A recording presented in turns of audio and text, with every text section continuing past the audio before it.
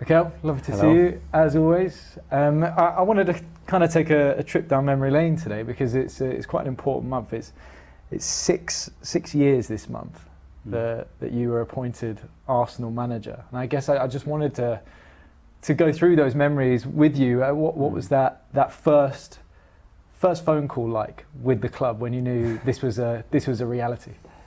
The first phone call was with Edu, and he called me probably just to test the water and see, okay, how does it feel? It was the connection and was the possibility to bring Mikel back to the club.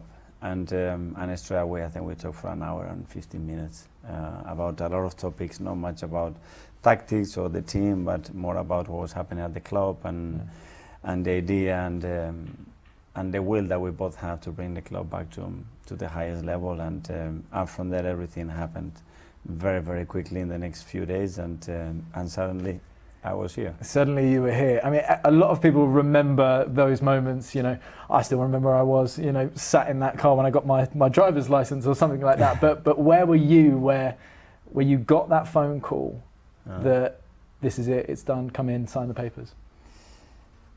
It was, I think, when we all got together. At the moment, it was Edu, it was Vina, it was Raul, and it was Josh. And then I got a feeling that this is happening. There's no way back from here. And they're not gonna let me change my mind. And I was, so convinced that it was the right thing to do, and I had to take it. It was obviously as well a huge risk because I never managed anybody in my life. I just was assistant coach for Man City and in the coaching staff of Pep. And suddenly you have to become the manager as a football club, and a lot of question marks with that. Yeah, I bet. And that first press conference that you do, I mean, when you look back on it now, are you like, oh my God, I was a baby at that point? I mean, and what were your memories of it? Were you nervous going into it? I don't think so. I think I was so on it. I was so enthusiastic. I think it's something that I wanted so much, and I had the opportunity to deliver that, and it was so much to do that it was just a massive ball of energy, will, and determination. Wow. And I guess meeting the players for the first time, as manager, I mean, for so many managers when they go into any club, as the new gaffer, they've got to make that impression. For you, did you feel like this was already home, you'd been here, you'd played here, and how did you get that message across to the players for the first time? It was to players and staff, and it was in one of the rooms upstairs, and what I did is I put the room in a really awkward place, so a lot of things on the floor. It looked a big mess. And I said, this is the impression, and this is how a lot of people have described the moment that we are in.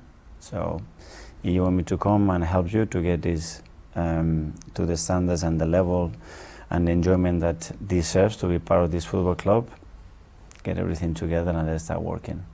Wow, did you? So that's the kind of the vibe you wanted to start with, almost like, as you say there, a little bit awkward in the room that everyone realised we've got to start again. Everybody went in and everything was through the floor and the tables and the seats and the computers and cables, and it has to be an absolutely joy, pleasure, and we have to be so grateful every single day that we are here, and we have to enjoy being with each other. And the only thing to do it is if we start to build a culture that reflects that. Without that, we have no chance. So forget about the tactics of my idea of football or what I want to do or how good you are, because this is not going to happen. Because I've been in another club recently, and I know how they operate, and we are 10 years behind. Yeah, wow.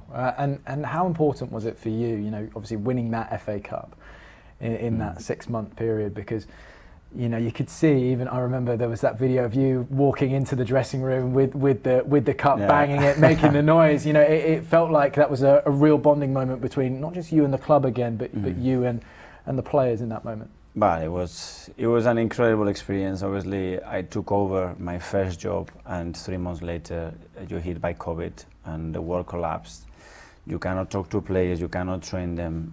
You don't know what's going to happen next. Financially, obviously, it was a massive uncertainty. So how do you build something with all these basically foundations not being there? I mean, where we're going to go and what I'm going to do. But it was a great period to reflect and analyze as well who we were and what I wanted to do it and start a journey together, and that helps. Obviously, winning helps. Didn't have our people there, but it was a great moment, and from there we started to build the blocks to become who we are now. Absolutely, and one of the main things that I think a lot of Arsenal fans would agree on is that since your appointment and over the course of the last 6 years, the fan base has been such a community and has been, so solid and together. Did you always set out to do that, to kind of reunite the fans with the club? Because it went through some difficult periods. Yes, but I think that was a stage 2. Stage 1 is, can we build the best culture that we possibly can? Can we make everybody at the club feeling a sense of pride? And to do that, I did something. I classified the people who work in the organization, whether are staff or players, in 2 brackets. The people that are involved in what we do, or the people that are fully committed to what you do, and it's very different. Have you always been like this? Like in terms of, you always had that amazing drive to try and bring standards up and bring people together? Because it seems like it's built in you that you really because someone that is involved in football at the level that we were at, and how far behind we were in many areas to other clubs, someone that is involved is not enough. Yeah, it's not enough. It's going to let you down when we get a bad result, when something doesn't happen, it doesn't agree with another department. It won't happen. So these people cannot be part of this journey to hit the standard. Someone's going to leave his skin every day, regardless what happens.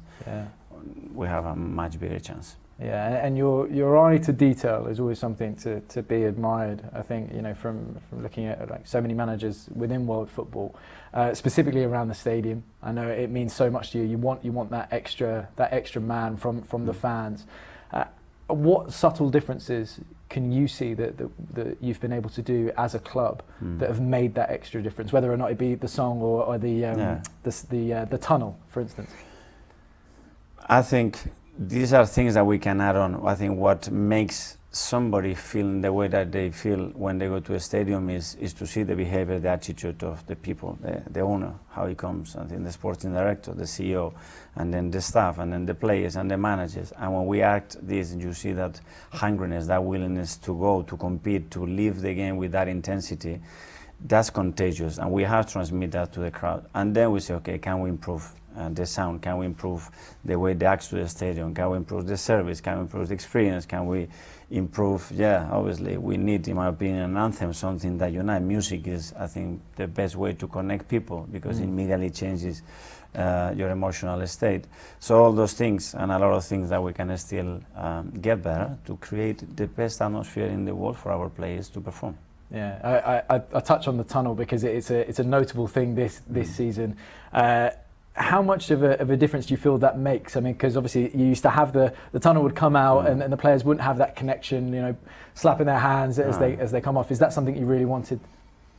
It is, because our interview here, we touch each other. Yeah. It is very different on Zoom or here. And the closer we are to them and the more connected they can feel with us physically as well, I think the better. And we need to empower them. Yeah. Looking over the last 6 years, what would you say then are some of the biggest learnings that you've taken, I guess as a manager and I guess as a man? The most important thing is the people that you are within in that journey. Whatever the journey is around the people around you. Is what it brings joy every single day, and what it brings the biggest chance of probability to be successful in what you want to achieve. I guess I can ask the question on any regrets that you've got over the last 6 years, but I guess, do you see them as learnings more? I do, yeah. I think when you give your absolutely best and you put every hour that you possibly can to make it work, and you do it always through the lens and the purpose of doing the best for the club, I think you're going to make decisions that, looking back, probably are not the best, or you should have done something different. But you have, at the end, done your analysis, your work. You have followed your gut as well, and do what you think and you feel is the best thing to do. I think that you can be in peace, and I do have that feeling, but but constantly trying to evolve and be better and learn from those moments.